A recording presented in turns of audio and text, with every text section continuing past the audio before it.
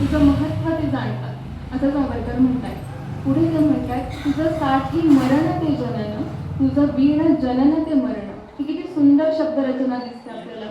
ते म्हणतात, तुझ्यासाठी मरण आलं तरी ते माझ्यासाठी जीवन असेल, पण तुझ्या विना जर मला मरण आलं, जर तुझ्या विना मी जगलो किंवा तू नाही आहेस भारतामधून तरी मला जगावं लागलं, तर तेच मात्र माझ्यासाठी मरण असेल. म्हणून स्वतंत्रता देवी तू ये, सकल चराचर शरण चराचर शरण. ते म्हणतात, हे जे सकल चराचर आहे किंवा सगळे जे लोक आहेत, सगळे सजीव आहेत, ते तुझ्यापाशी शरण होतात. तू नसशील तर लोकांचं स्वातंत्र्य निघून जातं आणि जगणं अवघड होतं. तर आपण कोविडमध्ये बघितलंय की आपल्याला घराबाहेर पडणं पण अवघड जात होतं. त्यावेळेस पहिल्या लॉकडाऊनमध्ये आपल्याला मजा आली, आपण सगळ्यांनीच मजा केली. पण त्याच्यानंतर काय झालं, जेव्हा आपल्याला बाहेर पडायचंय पण पडता येत नाहीये, म्हणजे आपल्यावर काय झालं, पारतंत्र्यच होतं ते एका अर्थाने, बरोबर. रोगराईचं पारतंत्र्यांमध्ये अडकलो होतो आणि मग अशा परिस्थितीत आपली मनस्थिती किती वाईट होत होती. तर हे तर आपल्याला माहिती होतं की काही दिवसांनी हे सगळं निघून जाणार आहे, आपण यातनं बाहेर पडणार आहे. पण ब्रिटिशांचं जे सावट भारतावर आलेलं आहे ते किती वाईट आहे आणि अशा परिस्थितीमध्ये आपण कधी मुक्त होऊ हे माहिती नाही. यासाठी अनेक लोकांनी प्राणत्याग केलेले दिसतात, आपल्या प्राणाचं बलिदान दिलेलं दिसतं. आता इथे मला एक गोष्ट आठवते किंवा एक प्रसंग आठवतो सावरकरांचा, की म्हणजे सावरकरांनी मी जसं म्हणाले की त्यांनी तन मन धन राष्ट्रासाठी अर्पण केलं होतं. त्यांना बाकी कुठली गोष्ट समोर दिसतच नव्हती. जे काही आपण कार्य करतो, जे काही करतो ते कोणासाठी, स्वतंत्रता देवीसाठी. आता सावरकरांचा आणि त्यांच्या पत्नीचा एक प्रसंग मला आठवतो की जेव्हा सावरकरांना जन्मठेपेची शिक्षा झाली, त्यांना 2 जन्म म्हणजे एकाच जन्मामध्ये सावरकरांना 2 जन्मठेपेची शिक्षा झाली होती. कदाचित पहिले आणि शेवटचे असे क्रांतिकारक होते, त्यांना एकाच जन्मामध्ये 2 जन्मठेपेची शिक्षा झाली. आता त्यांना नेणार आहेत अंदमानला आणि त्यांच्या घरच्यांना सांगितलं की काय 2-3 तास आहेत तुमच्याकडे, तुम्हाला भेटायचं असेल तर भेटून घ्या, कारण 50 वर्ष तिथे राहणार, ते परत येतील का नाही याची काही खात्री नाहीये.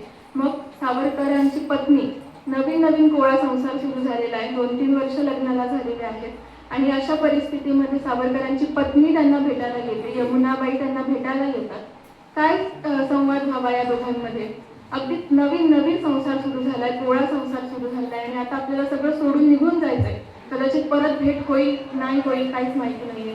अशा आणि अंदमान कुठे, आता तरी आपल्याला सोशल मीडियाच्या माध्यमातून किंवा सगळ्या याच्यातनं माहिती आहे अंदमान कुठे, कसं जायचं. त्या काळी अंदमान कुठे आहे, तिथे काय परिस्थिती आहे, समुद्राच्या पार एखादं बेट आहे आणि तिथे आपल्या नवऱ्याला नेणार आहेत.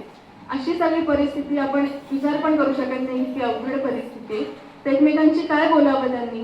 तिथे सावरकरांचं असं वाक्य आहे की केवळ घर बसवणं आणि मुलांना जन्म देणं याला जर संसार म्हणत असतील तर तसा संसार चिमणी पाखरं पण करतात. आपला संसार देशसेवेसाठी आपण अर्पण करूयात. आपला एक संसार उद्ध्वस्त झाला तर कदाचित 100 संसार नीट उभे राहतील, यासाठी आपला संसार आपण देशासाठी अर्पण करूयात. म्हणजे किती वाईट परिस्थितीतनं किंवा म्हणजे किती बिकट परिस्थितीमध्ये सावरकर असताना त्यांनी अशा सगळ्या पद्धतीने किंवा देशासाठी त्यांनी पूर्ण कार्य केलेलं आपल्याला दिसतं. काव्यरचना पण आपण बघितली की शब्द इतके त्यांनी कोमल वापरलेले आहेत किंवा अशा पद्धतीने वापरले की त्यांनी तिथे त्यांना होणारा त्रास आपण जो बघितला की अशी परिस्थितीच तिथे नव्हती की एवढं कोमल काव्य निर्माण व्हावं. अशा परिस्थितीत त्यांनी हे काव्य रचलेलं आहे. किती विलक्षण गोष्ट आहे. आता इथपर्यंत ही 3 कडवी झाली. सावरकरांचं जे गाणं रेकॉर्ड झालेलं आहे लता मंगेशकरांच्या आवाजामध्ये, त्याची 3च कडवी आहेत. पण सावरकरांनी लिहिली होती ती 5 कडवी, कारण की त्यावेळेस टेक्नॉलॉजी अशी होती की 3 कडव्यापर्यंतच वेळ होती, त्याच्यामुळे 3च कडवी रेकॉर्ड झाली. त्याच्या पुढे पण सावरकरांनी लिहिलेली आहे. आता इथपर्यंत आपण ऐकलं की सावरकरांनी काय केलेलं आहे, गुणगान गायलेलं आहे, स्वतंत्रता देवीचं गुण सांगितले आहे, तिचं स्तवन केलेलं आहे. पुढच्या 2 कडव्यात ते स्वतंत्रता देवीला जाप विचारताना दिसतात. तर तिला प्रश्न विचारतात. काय प्रश्न विचारतात, हिमालयाच्या हिमसौदाचा लोभ शंकराला, क्रीडा तेथे करण्याचा का तुला विट आला. ते म्हणतात की भारतात जो हिमालय आहे तो इतका सुंदर आहे की स्वतः शंकरांना पण त्या हिमालयाचा लोभ वाटतो.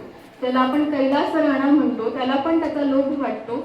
मग तुला तिथे येण्याचा, तुला तिथे क्रीडा करण्याचा वीट का बरं आलाय.